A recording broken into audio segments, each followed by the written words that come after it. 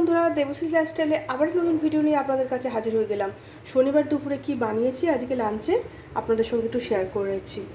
গরম ভাত রয়েছে, ঝরঝরে গরম ভাত, তার সাথে রয়েছে একটু কিমে শাক বড়ি দিয়ে, একটু চিচিঙ্গে পোস্ত দিয়ে ভাজা, বড়া ভাজা, আলু ভাজা, পোস্তর বড়া, আর আমার খুব ফেভারিট কাঁচা পোস্ত বাটা। আমি আজকে পোস্তর বড়া খাবো না, কাঁচা পোস্ত বাটা একদম ভালো লাগছে না জ্বরের মুখে কিছু। আর তার সাথে রয়েছে একটু বড়া পোস্ত, আর তার সাথে রয়েছে মুসুরির ডাল, প্লেন একদম সেদ্ধ মুসুরির ডাল, লঙ্কা দিয়ে হলুদ নুন দিয়ে সেদ্ধ, নামাবার সময় একটু গাওয়া ঘি দিয়ে দেবেন, খুব ভালো লাগে খেতে।